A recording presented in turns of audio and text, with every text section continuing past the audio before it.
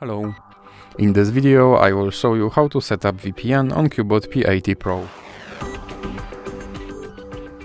So you have to start with opening your Google Play Store, then click on search bar and type in Turbo VPN and click search.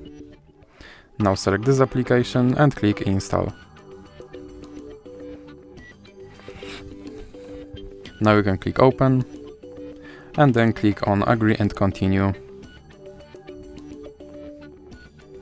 Now close this ad